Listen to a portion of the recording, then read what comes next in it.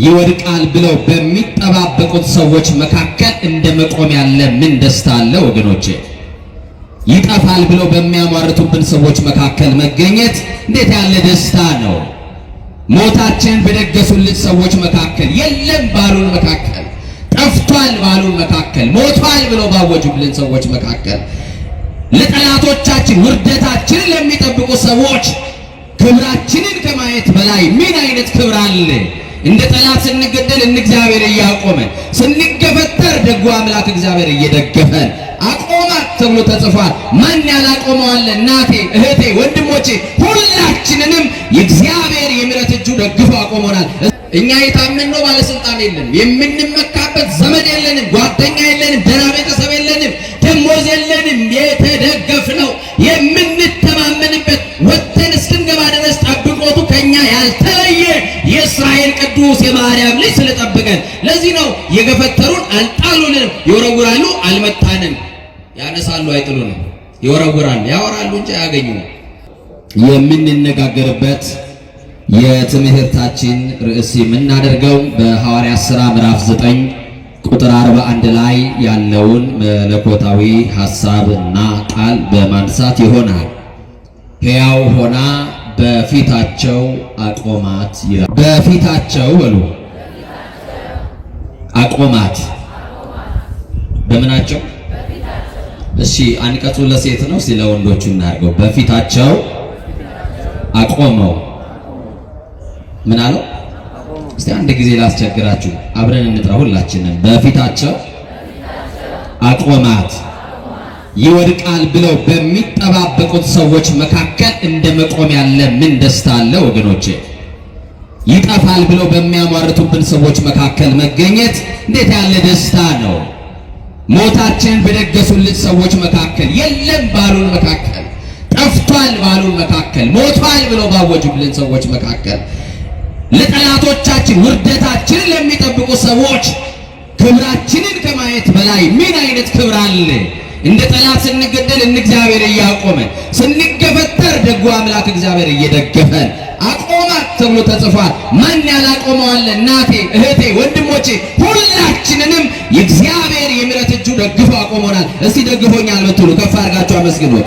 ደግፎ ስላቆመን ሰዎች ይገፉናል፣ ክፉ ሰዎች ይገፉናል፣ ተንኮለኞች ይገፉናል፣ ምቀኞች ይገፉናል። አማኑኤል ደግሞ ያነሳናል። የማርያም ልጅ ደግ ነው፣ ክብር ለስሙ ይሁን። በጣም የሚገርም ነው። በጠላት ፊት እንደ መቆም ያለ ክብር ምን አለ? በገዳይ ፊት እንደ መቆም ያለ ክብር ምን አለ? በክፎች መካከል የሚያቆም እግዚአብሔር ብቻ። ማን ነው የሚያቆመን? ማን ነው የሚያቆመን? የገፈተሩን ሰዎች እኮ መሬት እንደነካን እርግጠኛ ናቸው። እኛ ደግሞ መሬት ሳንነካ ተነስተናል። ያነሳን ኤልሻዳይ የሆነ የታመነው ጌታ የማርያም ልጅ ነው። ክብር ለስሙ ይሁን። መሬት አልነካንም፣ አልወደቅንም። የተቆፈረው ጉድጓድ ውስጥ አልወደቅንም። የተበጠበጠውን መርዝ ብልቃት ደፍቶ አስመልጦናል። የሚያስመልጥ ጌታ፣ ደግ የሆነ ጌታ። ብዙዎች ብዙ ያወራሉ፣ ገና እንቆማለን። የትንሣኤውን ጌታ እየሰበክን፣ የትንሣኤውን ጌታ የናዝሬቱ ኢየሱስ ክርስቶስን እየሰበክን፣ መጥፋት የለም፣ መሞት የለም። ይበታተናሉ፣ ይጠፋሉ፣ አድራሻ የላቸውም፣ ስም አጠራራቸው ከምድረ ገጽ ጠፍቷል ብለው የሚያማርቱ ሰዎች አሉ። ደግነቱ እግዚአብሔር አለ፣ ክብር ለስሙ ይሁን። እስቲ እግዚአብሔር አለ የምትሉ በደንብ አድርጋችሁ አመስግኑ። በጣም የሚገርም እኮ ነው። በክፎች መካከል የሚያቆም ክርስቶስ ነው። እስቲ በሉ መስክሩና፣ በክፎች መካከል በሉ የሚያቆም ክርስቶስ ነው። ይወረውራሉ አይመታህም። ለምን ይመስልሃል? ይታገላሉ አይጥሉህም። ለምን ይመስልሃል? አንተ የተደገፈው ማን ነው? እኛ የታመንነው ባለስልጣን የለንም፣ የምንመካበት ዘመድ የለንም፣ ጓደኛ የለንም፣ ደህና ቤተሰብ የለንም፣ ደሞዝ የለንም። የተደገፍነው የምንተማመንበት ወጥተን እስክንገባ ድረስ ጠብቆቱ ከኛ ያልተለየ የእስራኤል ቅዱስ የማርያም ልጅ ስለጠበቀን፣ ለዚህ ነው የገፈተሩን አልጣሉንም፣ ይወረውራሉ አልመታንም፣ ያነሳሉ አይጥሉንም፣ ይወረውራሉ ያወራሉ እንጂ አያገኙንም። ህልመኞች ናቸው። ይሰማችሁ ነው። በሆነበት ብለው በደረሰበት ብለው እንድትሆን የሚፈልጉትን ቀድመው ይተነበያሉ። የጠላት ትንቢት ደግሞ ተሳክቶ ማያውቅም፣ ሰምሮ ማያውቅም። ደግነቱ እግዚአብሔር አለ። ማን አለ? እንዲህ ብሎ ይጀምራል የሐዋርያት ሥራ ጴጥሮስ ወደ ልዳ ሲገባ ብሎ ይጀምራል። ልዳ የምትባል ከተማ ነው። ጴጥሮስ ወዴት ሲገባ? ጴጥሮስ የሐዋርያት አለቃ ጴጥሮስ ወደ ልዳ ከተማ ሲገባ ከ8 ዓመት ጀምሮ ሽባ የሆነ ሰው በአልጋ ላይ ተኝቶ አገኘው ይላል። ከስንት ዓመት ጀምሮ? እስከ 8 ዓመቱ ጤነኛ የሆነ ከ8 ዓመት በኋላ ቀን ያመጣበት ሽባ 8 ዓመት እስኪሞላው በእግሩ ሲራመድ የነበረ ከ8 ዓመት በኋላ ግን እግሮቹ ልምሾ የሆኑ ሽባ የሆነ በሰው ትከሻ የተንጠለጠለ በራሱ መቆም የማይችል ሰዎች እየደገፉ ካልጋ የሚያወርዱት አንድ ሰው ነበረ። ሰውየውን ያገኘው በአልጋ ላይ ነው። በአልጋ ላይ በዚህ ሰዓት ተኝተው ምሕረት የሚጠባበቁ አሉ። በአልጋ ላይ ተኝተው ፈሳሽ በማንኪያ የሚወስዱ አሉ። በአልጋ ላይ ተኝተው በኦክሲጅን ብቻ የሚተነፍሱ ሰዎች አሉ። በአልጋ ላይ ተኝተው የሞታቸው ቀን ተቀጥሮላቸው መቼ ይሆን ብለው በሚጠብቋቸው ከበው ሞቱን እስትንፋሱ እስከሚቋረጥ የሚጠብቁ ሰዎች አሉ። በዚህ ሰዓት በሆስፒታል በሞትና በሕይወት መካከል የገቡ ሰዎች አሉ። በቤታቸው ተስፋ ቆርጠው የቀሩ ሰዎች አሉ። መጋረጃ የተጋረደባቸው ሰዎች አሉ። ዓለም ተስፋ አስቆርጣቸው አትልም። የለተሞትን ጠብቅ ተብሎ ወደ ቤት ተመልሶ ተስፋ የቆረጠ ሰው አለ። በየጸበል ስፍራ ቤተሰቡ ትቶት ቤተ ዘመድ ሰልችቶት በየጸበል ስፍራ አድራሻ አጥፍቶ ቤተሰቡ ትቶት የሄደ ሽባ የሆነ ሰው አለ። ግን ጴጥሮስ ከ8 ዓመት ጀምሮ ሽባ የሆነ በአልጋ ላይ የተኛን ያን የልዳን ሰው አየ ይላል። እሱንም ሰው አገኘው። ጴጥሮስ ስሙን ያውቃል። ኤንያ ይባላል። የሰማችሁ ነው? አዎ፣ አንድ ሰው ከታመመ በኋላ ለብዙ ዘመን በበሽታ ከተያዘ በኋላ በአልጋ ቁራኛ በደዌ ዳኛ ከደቀቀ በኋላ በስሙ መጥራት አይፈልጉም ሰዎች። በሽተኛው ሽባው አይደለም ይሉት፣ ስሙን ያውቃል ጴጥሮስ። ና እንዲህ አለው፣ ኤንያ ሆይ አለው፣ ኢየሱስ ክርስቶስ ይፈውስሃል አለው። ወንድሜ ኢየሱስ ክርስቶስ ይፈውስሃል። ያልተፈወስንባቸው በሽታዎች አሉ። ልንገላገላቸው ያልቻልናቸው ስቃይ ተሸክመናል። መዳን ያለበት ደዌ አለ። ያንተ ደዌ ድራግ ስቶር ውስጥ እንዳትጠብቅ መድኃኒቱ ክርስቶስ ነው። እሱ ይፈውሳል። አንተ አልላቀቅ ያልከው ክፉ ልማድ ውስጥ መውጣት ያቃተ ነገር አለ። ከእግዚአብሔር ጋር እንደሚያጣላክ ተረድተኸዋል። አዎ፣ እንዴት ልውጣ እያልክ መውጣት እየፈለግ እየተሰበክ እያለቀስክ ደግሞ መልሰህ ሳታውቀው እዛ አይነት መጥፎ ልምምድ ውስጥ ራሳችሁን የምታገኙ ፈውስ የምትፈልጉ የኃጢአት ልምምድ ውስጥ ያላችሁ ያለን እንኖራለን። እንዲህ ነው መልሱ፣ ኢየሱስ ክርስቶስ ይፈውሳችኋል። ኤንያ ሆይ ኢየሱስ ክርስቶስ ይፈውስሃል አለው። ጴጥሮስ ለምን እኔ እፈውስሃለሁ አላለው? ስልጣን አለው። ድውያንን እንዲፈውስ ስልጣን አለው። ዕውር እንዲያበራ ስልጣን አለው። ሽባን እንዲተረትር ስልጣን አለው። ለምጽ እንዲያነጻ። ጴጥሮስ ለምን እኔ እፈውስሃለሁ አላለው? በእኛ ዘመን እንፈውሳለን የሚሉ ሰዎች፣ በእኛ ዘመን እናድናለን የሚሉ ሰዎችን ተመልከቷቸው። ክብሩን እየጠቀለሉ ለራሳቸው ነው የሚወስዱት። የሚፈቱበት ስም፣ የሚፈውሱበት ስም፣ የሚያድኑበት ስም፣ የሚያቆሙበት ስም፣ የሚለውጡበት ስም ኢየሱስ የተባለውን ስም ይጠራሉ። ክብሩን ግን ለኢየሱስ አይሰጡም። ለራሳቸው ይታያሉ፣ ለራሳቸው ገንዘብ ያስከማቻሉ፣ ለራሳቸው እውቅናን ይወስዳሉ። ጴጥሮስ የሚያድነው ጌታ ካልተጠራማ ምንም አይነት ፈውስ የለም። ጴጥሮስ ከራሱ የተነሳ አይደለም፣ ከተቀበለው ስምና ጸጋ ከተቀበለው ክብር የተነሳ ነው የሚፈውሰው። በውስጣችን የተቀመጠ እግዚአብሔር መንፈስ የእግዚአብሔር ጸጋ አለ። ያ ስም ሲጠራ ኃይል ያለው የሚፈታ ስም ነው። ኢየሱስ የተባለው ስም ሰውና እግዚአብሔር የታረቁበት፣ የጥል ግድግዳ የፈረሰበት፣ ሰው የቀደመ ክብሩን ያገኘበት ስም፣ ጠላት ዲያብሎስ የሚሸሽበት ስም፣ የሰው ልጆችን በደዌ አስሮ ያስጨነቀ ጠላት ከሰው ልጆች ከልባቸው ላይ የሚነቀልበት፣ ሰው እፎይ ብሎ የሚገላገልበት፣ ነፃ የሚወጣበት ስም እዚህ ምድር ላይ ከዚህ ስም ውጪ የለም። መገላገያችን፣ መፈወሻችን፣ የምንፈታበት ስም የማርያም ልጅ ኢየሱስ የሚለውን ስም ስንጠራው እንፈወሳለን። ሲጠራበት ደግሞ ጠላት ዲያብሎስ የያዘው ምርኮ ለቆ ይሄዳል። ተራ ለራስም አይደለም በኢየሱስ ክርስቶስ ፈውሳለሁ። በምን ስም? እናቶች በማስማል አይዟችሁ፣ በማስማ በኢየሱስ ክርስቶስ ኢየሱስ ክርስቶስ ይፈውሳል ካለው በኋላ ተነሳና ለራስህ አንጥፍ አለው። ሰው ነበር እኮ የሚያነጥፍለት፣ በራሱ አንጥፎ አይተኛል። መጻጉዕን ባገኘው ሰዓት ምንድን ያለው? ተነስና አልጋህን ምን በላለው ተሸከም አለ። ጴጥሮስ ደግሞ ተነስና ለራስህ አለ። እስከ ዛሬ ድረስ ማን አንጥፎለታል እያለው? አቤት ክርስቶስ ሲደርስልን ነው ከሰው ትከሻ የምንላቀቀው። መድኃኔ ዓለምን ስናገኝ ነው ከሰው የምንገላገለው። እና ለራስህ አንጥፍ አለው። መኝታቸውን ሌሎች የሚያነጥፍላቸው ሰዎች አታውቁ? ሰው ካልያዛቸው ማይቆሙ ሰዎች አታውቁ? ሰው ካልደገፋቸው ቢለቋቸው የሚሰባበሩ የሚወርቁ ሰዎች አታውቁ? ለሽንታቸው እንኳን ሰው ካልያዛቸው ካልጋ ማይወጡ፣ ወይ ደግሞ ሰው ሰልችቷቸውን ማውጣት ማስገባት ሰው ሲደክምና ተስፋ ሲቆርጥ በተገጠመላቸው ቱቦ ሽንት የሚሸኑ ሰዎች መኝታቸው ለሚጎበኛቸውን እንኳን ያጡ ጀግና ይሁን የተማሩ ሰዎች ቀንጥባቸው ተው ያልጥቋቸው። በሽታ ክፋቱ ከሰው በታች ያደርጋል። ከሰው በታቸው ነው። እንዲህ ባለ ስቃይ ውስጥ ያሉ ሰዎች እናውቃለን። መኝታቸው ሌሎች የሚያነጥፍላቸው፣ በሰው እጅ የሚመገቡ፣ ፈሳሽ በማንኪያ የሚቀበሉ፣ ከሰው ትከሻ አልወረዱ፣ በራሳቸው መቆም የናፈቃቸው፣ መፈወስ የሚፈልጉ፣ መዳን የሚናፍቁ፣ የሰው ፊት እንደ እሳት ነበልባል የሚገርፋቸው ሰማችኋል።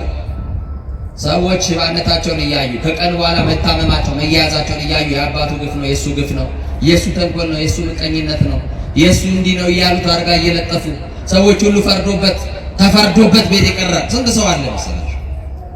ወድቀው መቅረት የማይፈልጉ መነሳት የሚፈልጉ አያሌ ሰዎች አሉ። ከወደቁ በኋላ ቢያንስ እንኳን ብንተዋቸው ምን አለ?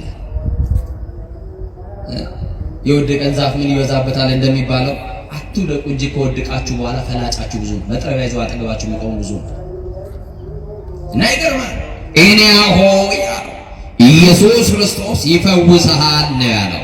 እናንተ ይሄን ድምፅ የምትሰሙ በጽኑ ሕመም ያላችሁ፣ እናንተ ይሄን ድምፅ የምትሰሙ በጽኑ ስቃይ ውስጥ ያላችሁ፣ በደዌ የደቀቃችሁ ኢየሱስ ክርስቶስ ይፈውሳችኋል። መቼ እንደሆነ አናውቅም፣ ሰዓቱን አናውቅም፣ ጊዜውን አናውቅም፣ ደቂቃውን አናውቅም፣ ግን ኢየሱስ ክርስቶስ ይፈውሳል። ተነሱና ለራሳችሁ አንጥፉ፣ እርሱ ሙሉ ሰው ያደርጋል። ክርስቶስን ስታገኙ በራሳችሁ መቆም ትጀምራላችሁ። መቼ ነው ከሰው ትከሻ የምንወርደው የምትሉ፣ እሱን ስታገኙ፣ እሱ ሲደርስላችሁ፣ እሱ እስኪመጣ ድረስ ነው ማልቀሳችሁ፣ እሱ እስኪመጣ ድረስ ነው የሰው ፊት የሚጠብሳችሁ፣ እሱ እስኪመጣ ድረስ ነው ዛሬ እጃችሁ የምትለምኑት፣ ከሰውነት ተራ የተራቆታችሁት፣ ዘመድ የጠላችሁ፣ ጓደኛ የሸሻችሁ፣ ማጣት ከሰው ያራቃችሁ ብዙ ሰዎች አሉ። ተነሱና ተመላለሱ ይላል መድኃኔዓለም ሲመጣ። በስሙ ጉልበት ትፈታላችሁ። ጉልበት ያለው ስም የሚፈታ ስም ስላለ እና በጣም የሚገርመው ተነስ ነው ያለው። ሽባ ነው እስከ ዛሬ ድረስ ተነስ ቢሉት አይነሳም። ጴጥሮስ ምን የተለየ ነገር ቢነግረው ነው ተነስ ሲለው አልጋውን እስከ ማንጠፍ የሚያደርሰው? የሚገርም እሱ ነው። ወገኖቼ በዚህ ከንቱ ሐሳብ ያነከሳችሁ ተነሱ። በክፋት የወደቃችሁ ተነሱ። ርኩሰት መንደር ውስጥ ገብታችሁ የወደቃችሁ ተነሱ። ትዕቢት ሰብሮናል። ልንጠገን ልንነሳ ያስፈልገናል። ሐሜት ሰብሮናል። ምቀኝነት ሰብሮናል። ዘረኝነት ሰብሮናል። ጥላቻው ሰብሮናል። ዝሙት ሰብሮናል። ተጨማልቀናል። በኃጢአት ወድቀናል። ሐዋርያው እንደቆመ የሚመስለው እንዳይወድቅ ይጠንቀቅ ነው ያለው። በሁለት እግራችን አልቆምንም። መጽሐፉ እንዲህ ይላል ተነሱ ይለናል። በዘመኑ በእግሩ የማይቆመውን ሰው ሽባውን ነው ተነስ ያለው። በሁለት እግር ቆመን በሐሳብ ያነከስን ክፉ ሐሳብ ያለብን አያችሁ፣ በምኞት የወደቅን በክፉ ሐሳብ የወደቅን ተነሱ። ከወደቅንበት እንድንነሳ ነው። ተነሱ። ተነስ፣ ለራስህ ማንጠፍ ትችላለህ። ቅድም ሲነግረው ኢየሱስ ክርስቶስ ያድንሃል ነው ያለው። የሚያድነው ጌታ ደርሶልሃል። የሚፈታው አምላክ ደርሶልሃል። ስለዚህ ከዛሬ በኋላ ጎዶሎ አትባልም። አንተን ያወጣ የሚያስገባ ተሸክሞ የሚያወጣ ሰው የለም። በቃ ደርሶልሃል፣ አልጋህን ማንጠፍ ትችላለህ፣ ተነስ አለው። ሲመጣ እንነሳለን። አይዟችሁ አይዟችሁ። ተምራችሁ ስራ ያጣችሁ ትነሳላችሁ። ነግዳችሁ የከሰራችሁ ትነሳላችሁ። ስትነሱ ደግሞ ባለክ እርሾ አይደለም እንደ አዲስ ያነሳሃል እግዚአብሔር። ባለክ ትንሽ ነገር ላይ አይደለም፣ ባለክ ጥቂት ሳንቲ አይደለም የምትነሳው፣ በባዶ ያነሳሃል እግዚአብሔር። ባዶ ገንዘብ ብቻ አይደለም፣ የገንዘብ ባዶነት ብቻ ሰው የራባችሁ ባጠገባችሁ የነበሩ አጀቦች ተበትነው ሰው የለኝም ብላችሁ ባዶነት የሚሰማችሁ ሰዎች አላችሁ። ግን የሚገርመው ሽባ እየተባለ እየተጠራ የነበረውን ሰው አይድንም ብለው ከአፋቸው በወረወሩት ቃል አድምተው ተስፋ አስቆርጦት የነበረውን ሰው ጠላቶቹ እያዩ በጠላት መካከል እንደመነሳት ያለ ምን ክብር አለ? በሚጠሏችሁ ሰዎች መካከል የሚያኖር ጌታ አላችሁ። አይዟችሁ። ማን ይወደናል? መጽሐፉ እኮ ነግሮናል። እናንተ ከዓለም አይደላችሁምና ዓለም ሁሉ ይጠላችኋል አለ። ለመወደድ እኮ አይደለም የምንኖረው። ዓለም መች ክርስቶስን ወደደው? ዓለም ለመቼ ለክርስቶስ ሆነችና እኛን ይወዳል። አያችሁ። ሲገፏችሁ የሚደግፍ ጌታ ካላችሁ፣ ወደታችሁን ለሚጠብቁ ክብራችሁን የሚገልጥ ጌታ ካለ፣ አልሆነለትም አልተሳካለትም ለሚሏችሁ ሰዎች፣ አይችልም ብለው ለሚያማርቱባችሁ ሰዎች ከእንግዲህ ሰው አይሆንም ከእንግዲህ ሰው አትሆንም ብለው ተስፋ በቆረጡባችሁ ሰዎች መካከል እግዚአብሔር ተአምር ያሳያል። እንዴት አድርጎ ካላችሁ የታሰራችሁበትን እስራት ፈቶ አቆሞ ያሳያችሁ። አይቆምም ከሰረ እንደገና ማይነሳም ብለው ተስፋ በቆረጡባችሁ ቤተሰቦቻችሁ መካከል ያነሳችኋል። ከእንግዲህ ሰው አይሆንም አይደል? ይሄው ብዙ ሞክሬዋለሁ ከሱስ መውጣት አልቻለም፣ ተውት ለሱ ያወጣውት ብር ይሉሃል ቤተሰቦች ሊሉ ይችላል። አይዞህ አንድ ቀን ማሰዋል ሰው ትሆናለህ። ሰው መሆን ብቻ አይደለም ለሌሎችም የምትተርፍ ያደርጋል እግዚአብሔር። ያንን ቀን ጠብቂ እህቴ። እንዲሁማ እያለቀስን አንቀጥልም እኮ እንጎበኛለን። አንድ ቀን ጠላት የዚያን ጊዜ አፉን ይይዛል፣ መልስ ያጣል። እግዚአብሔር መጥቶ ከውድቀታችን ሲያነሳ በቅዱሳኑ ጸሎት ከሞት አፋፍ ላይ ስንተርፍ በሚጠባበቁን ሰዎች መካከል እግዚአብሔር ሲያቆም እዛ ጊዜ ያፉ ጠላት የሚናገረውን ያጣል። እንዲህ ይላሉ ጠላቶቻችን፣ አምላኩ ረዳው፣ ጌታ ረዳው፣ እግዚአብሔር አገዘው፣ መድኃኒዓለም ረዳው ይሉናል። ከዛ ውጭ ምን ረዳት አለው ክርስቲያን? ከአማኑኤል ውጭ ምን ዘመድ አለው ክርስቲያን? ከሱ ውጭ ምን መመኪያ አለው? አያችሁ፣ ማን ረድቶት ነው እዚህ የደረሰው ካሉ እግዚአብሔር ነው። ማን አግዞት ነው እዚህ የደረሰው? የቱ ቤተሰብ ሳንቲ ሰጥቶ እዚህ ያቆማል? ማን ነው መቋቋሚያ ሰጥቷችሁ ጎጆ ያስወጣችሁ? ጎጆአችሁን የቀለሰላችሁ እግዚአብሔር። ትዳር ስትመሰረቱ ባዶ እጃችሁን ገፍታችሁ በብዙ በረከት የባረካችሁ እግዚአብሔር ነው። ይገርማችኋል። ይሄንን ሽባ ሰው በስሙ ጠራውና ተነሳ። አሁን አልጋን አንጠፋለው፣ አልጋውን አነጠፈ።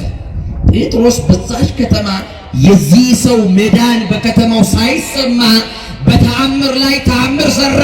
የሚፈታውን የናዝሬቱ ኢየሱስ ይልቁንም ከሙታን መካከል የተነሳውን እናንተ በበደላቸው የሰቀላችሁት ክርስቶስ ምንም አስነሽ ሳይፈልግ በራሱ ስልጣን ከሙታን መካከል የተነሳው የናዝሬቱ ተስፋ ኢየሱስ ክርስቶስ አዳኝ እንደሆነ ስሙ ተገልጧል። የሚሸፈን አይደለም።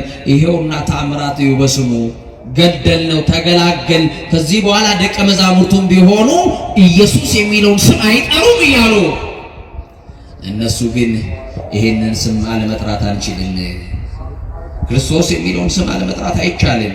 ጴጥሮስ ቤቱን ትቶ የወጣለት ስም ነው። ሚስቱን የተወበት ስም፣ የልጁን ፍቅር የረሳበት፣ የቤተሰቡን ፍቅር የረሳበት ኢየሱስ ነው። እሱን አለመጥራት አይቻልም። እሱን ሲጠራ ግን የብዙዎች እስራት ይፈታ ነበረ። በነገራችን ላይ ይሄንን ስም በሕይወታችሁ መጥራት ተለማመዱ። ኢየሱስን ለሰዎች የሰጠን ያክል እስኪመስለን መጥራት እንፈራለን። ኢየሱስን ለሌላ ቤተ እምነት የሰጠን እስኪመስል ድረስ ስሙን መጥራት እንሸማቀቃለን። መጥራት ካልጀመርን ይሄንን መድኃኒት የሆነ ስም መጥራት ካልጀመራችሁ ምንም አይነት መፍትሄ የለም። እውነት ሐሰት እውነት እንደማትሉ ማቃል ሌላኛውን ታምር ቀጠለ።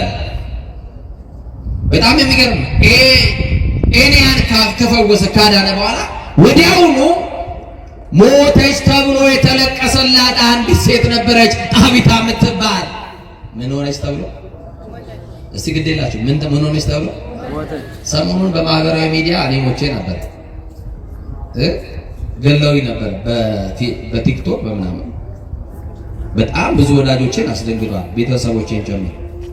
ከሰው እኮ ነው የተፈጠረው። እኛ ቤተሰብ የለንም ለቤተሰብ። አዎ መነኩሴ ሞተ ነው፣ ደንግጠን አይደለም፣ በፈቃዳችን ሞተናል። ያለ ፈቃዳችን ግን ማንም እንዲገልን አልፈልግም። ሰማችሁ? በጣም የሚያሳፍር ትውልድ። የጠላትስ ሞት ቢሆን ያስደስታል ወገኖች።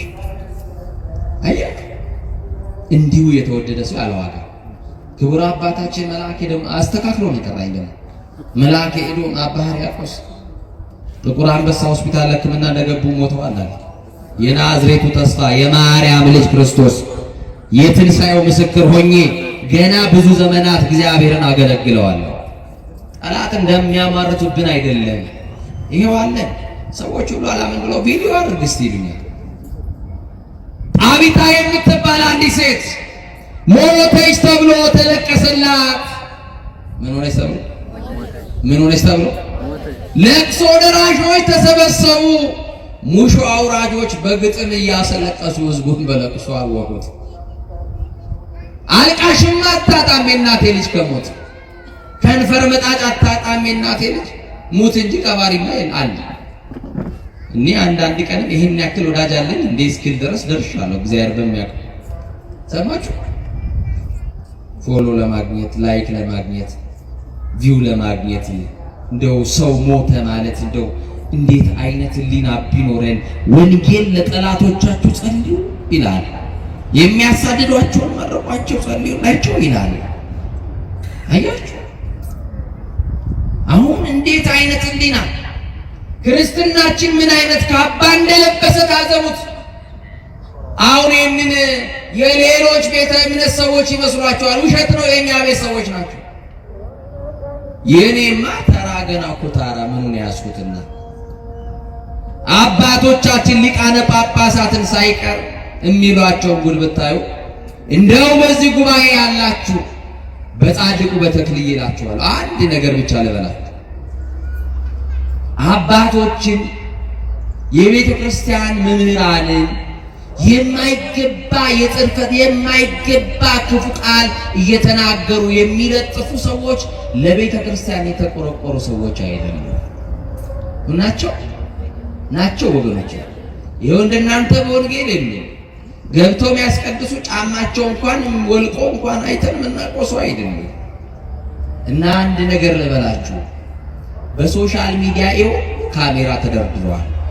እናንተንም ትዝብት ውስጥ ከትቼ ነው የምነግራችሁ ወንድሞቼ። ነቀፌታ ግን አይደለም። በደንብ አድርጋችሁ ስሙ። አባቶቻችሁ በዚህ ልክ ሊቃነ ጳጳሳት የቤተ ክርስቲያን መምህራን አባቶች ሲሰደቡ ለምንድን ነው መልስ መስጠት ማትፈልጉት? ሚዲያ ባለቤቶች ናቸው። ሚዲያችሁን በአደባባይ እናስተዋውቅላችኋለን። እኛ ያላከበርናቸውን ጳጳሳት የትኛው ቤተ እምነት መጥቶ እንዲያከብርልን ነው? እኛ ያቃለልናቸውን ማን ያክብርልን? የኔም ተው ስለ ራሴ አይደለም ማወራው።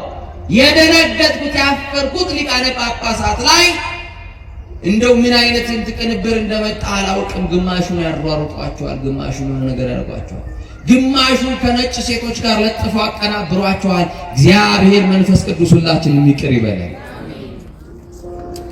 እነሱ ለእግዚአብሔር ከፍ ያሉ ናቸው። ስልጣን የተቀበልነው በእነሱ ነው። ቢያዝኑብንስ እናቴ ልጅ መንበር ላይ ጠጋ ብሎ በታቦቱ ፊት ቆሞ ቢያዝኑብንስ አባቶቻችን እንዴት ይታረቀን እግዚአብሔር? እንዴት ይዘንልን እግዚአብሔር? ይሄው እርስ በርሳችን ተጠላለፍን፣ ምቀኞች ሆነን።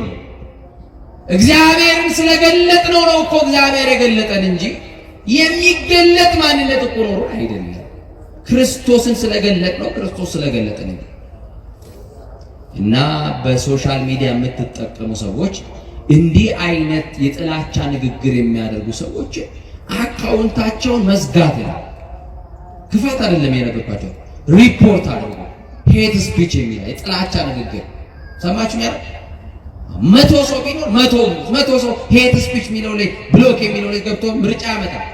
ሄት ስፒች ብሎ ጥላቻ ንግግር ብሎ ቢል አካውንቱ ይዘጋል። ይሄ ነው መገላገያ።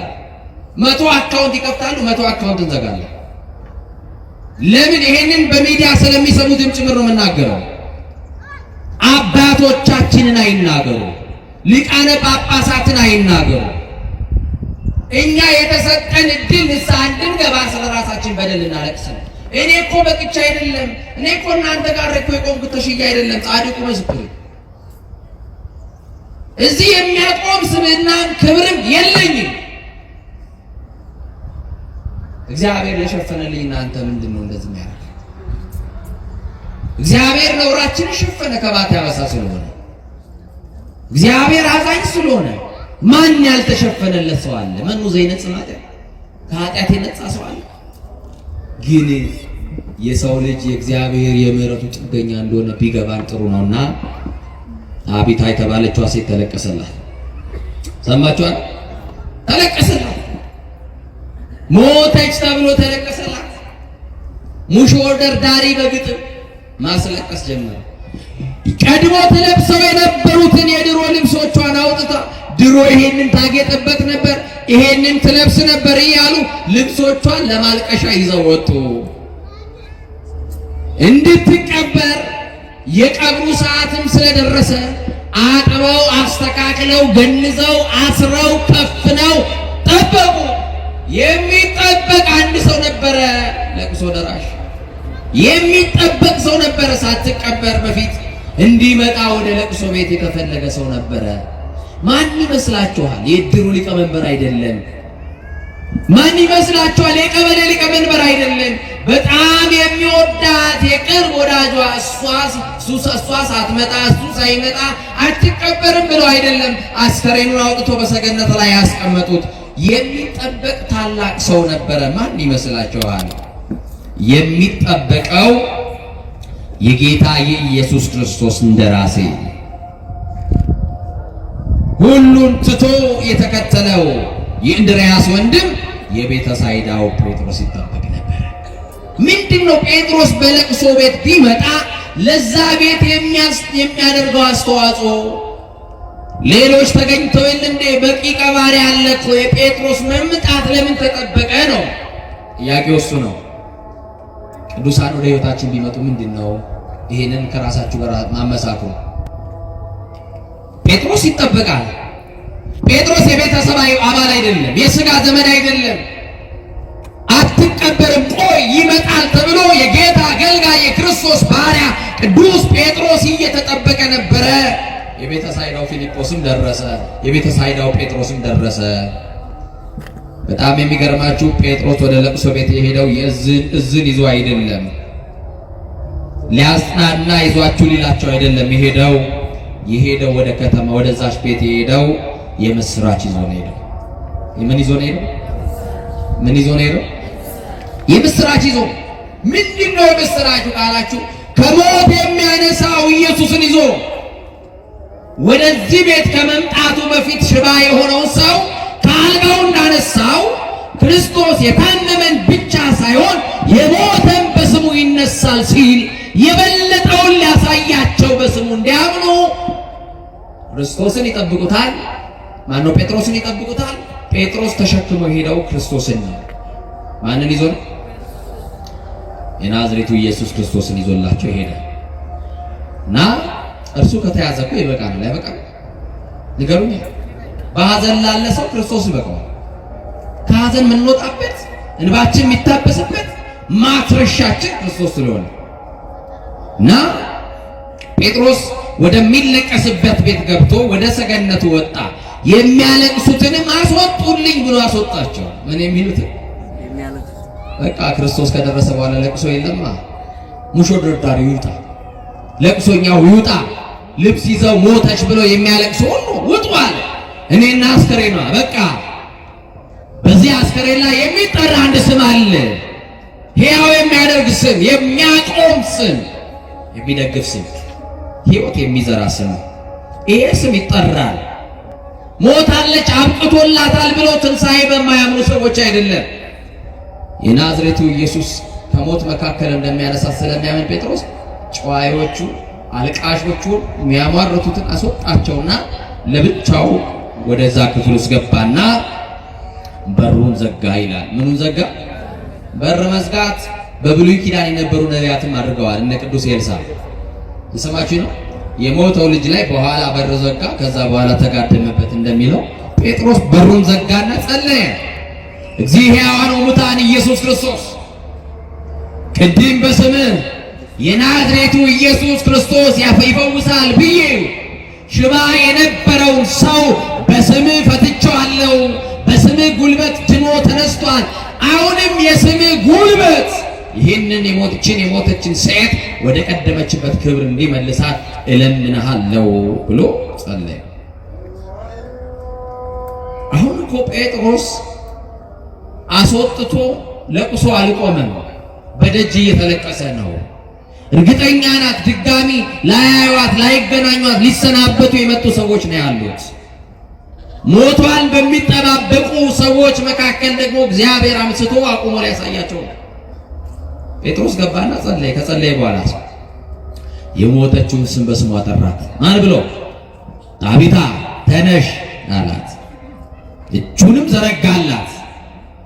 እሷም ደግሞ የጴጥሮስን ድምፅ ሰማችና እጁንም ይዛ ተነሳች።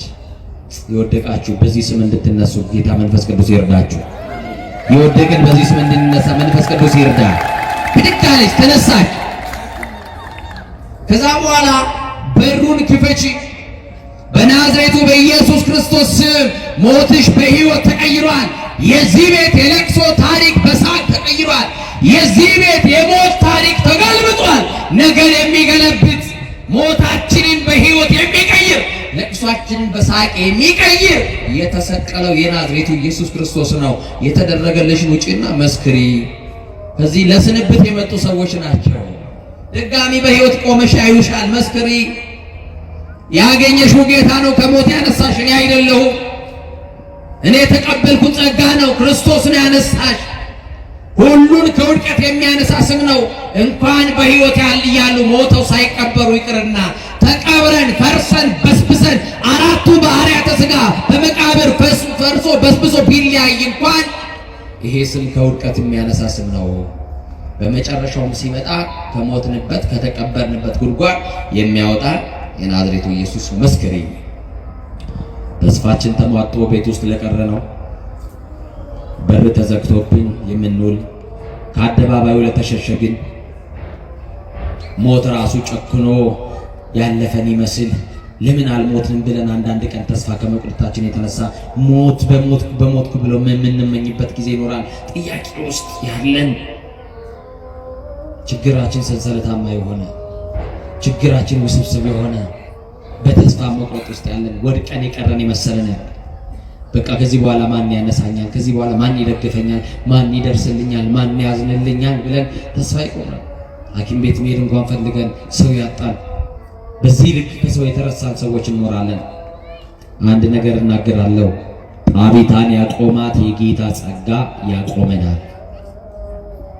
የወደቁትን የሚያነሳው የክርስቶስ ጸጋ ሁላችንም ያነሳናል። ወንድሞቼ ወድቀን እንዳንቀር ነው ትልቁ ነገር። ጠፍተን እንዳንቀር ነው ትልቁ ነገር። መቆም አልችልም እንዳትሉ፣ ደክሞኛል አትበሉ፣ ሰልችቶኛል አትበሉ። ተስፋ መቁረጥ አይታይባችሁ። በትንሽ ነገር የምትበሳጩ፣ በትንሽ ነገር እንባችሁ የሚመጣ፣ በትንሽ ነገር የምትከፋቱ ነው። ችግራችሁን ለዓለም ችግራችሁን ለእግዚአብሔር ነግራችሁ ሲሞላላችሁ ደግሞ ወደ ዓለም የምትሄዱ ሰዎች አትሆኑ። ችግራችሁን ለእግዚአብሔር ከነገራችሁ በደስታችሁም ሰዓት እግዚአብሔር ጋር ሆኖ ጣቢታን ሕያው ሆና በፊታቸው ያቆማት እግዚአብሔር እኛንም አቆሞናል። ማን ነው ያቆማችሁ ካላችሁ ብቃታችን አይደለም፣ ችሎታችን አይደለም፣ ቸርነቱ አቆሞናል፣ ምሕረቱ አቆሞናል፣ ይቅርታው አቆሞናል። እስቲ ሁላችሁ ቸርነቱ አቆሞናል በሉ፣ ምሕረቱ አቆሞናል። አያችሁ ያቆመን ማን ነው? እግዚአብሔር ቸርነት ያቆመን፣ የእግዚአብሔር ምሕረት ያቆመን፣ የእግዚአብሔር ፍቅር፣ የእግዚአብሔር ደግነት ነውና በደግነቱ የቆማችሁ በምሕረቱ የተደገፋችሁ ጠላት አይጥላችሁም። የሚወረወረውም አይመታችሁም፣ የሚገፋችሁም አይጥላችሁምና በማይጥለው በእግዚአብሔር እጅ ላይ ብቻ ተደገፉ። ቅዱስ ጴጥሮስ ይቺን ሴት ደርሶላት ያ ሆና በፊታቸው አቆማት እንደተባለ የኛም ያበቃው ታሪካችን ደግሞ እንደገና በእግዚአብሔር ፊት ሕይወት እንዲያገኝ ንስሐ እንግባ። የተሰበርን በንስሐ እንጠገን። ንስሐ እንደ ወጌሻ ይጠግናል። ያደፈውን እንዳላደፈ፣ የበደለውን እንዳልበደለ፣ ዘማዊውን ጻድቅ ያደርጋል። አያችሁ፣ ሳሙና ነው፣ እንነጻበታለን። ከፊት ለፊታችን የጾም ሰዓት ነው፣ የስግደት ሰዓት ነው። እስቲ በዚህ ባለው እንኳን ጾም እንጠቀም ወገኖቼ። መኝታችሁን ተውት፣ ከአልጋ ውረዱ፣ እንውረድ፣ ራሳችንን እናውረድ። እውነቴን ነው የምላችሁ። ግዴላችሁ መሸታ ቤቱን ተውት። ጠጅ መጨለጡ ይቅር። ማርያም ነው የምላችሁ። እስቲ ስለዚህችም ሀገር እናልቀስ። እስቲ በእኛ በደል ነውና እግዚአብሔር ሆይ ማራት፣ ታረቃት፣ ወደ ቀደመ ክብራችን መልሰን እንበል። እስቲ በአፍሪካ ነፃ የወጣች ሀገር ተብላ ዓለም የሚያውቃት ሀገር ዛሬ ግን ነፃነቷ ተገፍቶ ከቤት ወጥቶ መግባት ማንችልባት ሀገር ሆናለች። ወጥተን ምንገባባት ተኝተን የምናገኝባትን ቤት ሀገር እንዲሰጠን እንጸልይ ወገኖች። ይኸው አባቶቻችን ከመታረድ አባቶቻችን ከመገደል አለ ማን ይጮህላቸው? ለመሞት እኮ ነው የገቡት። አዎ ሰማዕትነቱን እኮ ይፈልጉታል። አዎ መሳሪያ ያልታጠቁ በባታቸው የሚገደሉባት ሀገር ናት ኢትዮጵያ። አያችሁ። እና የእግዚአብሔር ልጆች ወደ እግዚአብሔር የምንመለስበት ሰዓት ይሁን። በቃ እንዲለን እግዚአብሔር በቃ ይበለን። እስቲ አሜን ይበሉ። አሜን። አማኑኤል በቃ ይበለን። ከሱ ጋር የምንታረቅበት ንስሐ የምንገባበት የጥል ግድግዳ ፈርሶ ወደ እግዚአብሔር መቅደስ የምንገባበት ዘመን ያርግልኝ። እና አብይ ጾም ደግሞ ሰፊ ጉባኤ በዚህ ካቴድራል ተዘጋጅቶላችኋል። ሰማችሁኛል? ሰፊ ጉባኤ በአይነቱ ልዩ የሆነ ከዚህ ከወትሮ በፊት በላቀ ጥሩ ጉባኤ ተደርጓል። ግጠኛ ነኝ አሁን ጾሙ ሲገባ መቼም ይሄ ግቢ ቦታ እንደማይበቃ አሁን ዘርዘር ብላችኋል። ያው ሐሙስ ዕለት ያላችሁን ቀን እንጠቀም ብላችሁ እንደሆነ አውቃለሁ። ኢትዮጵያዊ በጣም እንደ አንበሳ ምን እንደሚወድ ታውቃላችሁ። አሁን ፈይል እንል ነው እንግዲህ። አቤት በመብላት ምክንያት ይኸው በሽተኞች ነው አይደል? እንደው ዘንድሮ ስጋ የሚበሉ ሰዎች ናቸው ታማሚዎች። ደግሞ ስጋውን የሚተካ ፕሮቲን ቤታችሁ አትሰብስቡ። እሺ ያው ትንሿ ነገር ትበቃናለች። አዛኝታል የተራቡ በጣም እልፍ ሰዎች አሉ። ቀያቸውን ጥተው ጎዳና የወደቁ ሰዎች አሉ። ጥጋብ አያዋጣም። አሁን ተንፈስ እንበልለት ለእግዚአብሔር ምሕረት እንለምን። ስለዚህ በዚህ በካቴድራሉ የሚደረጉ ጉባኤዎች ይኖራሉና ሌሎችንም እየቀሰቀሳችሁ ያልመጡ ወገኖቻችሁ እግዚአብሔር ይወዳችኋል፣ እግዚአብሔር እኮ ታስፈልጉታላችሁ፣ ይፈልጋችኋል እያላችሁ ወንድሞቻችሁን አምጧቸው፣ እህቶቻችሁን አምጧቸው። ይሄንን እንላለን። በተረፈ የእግዚአብሔር ጸጋ ደግፎን ደግሞ እንደዚህ ለመታየት ስለበቃን ብዙዎቻችሁ ከዚህ የጻፋችሁልኝ ሰዎች ስለነበራችሁ ምንድነው የሰማነው ላላችሁ እንግዲህ ምንም አልናገርም። እንግዲህ ቆም እያያችሁ ነው። መቼም ነክታችሁ ይሁን አለለም አለው አይደል? ማንን ይዘን ያለን?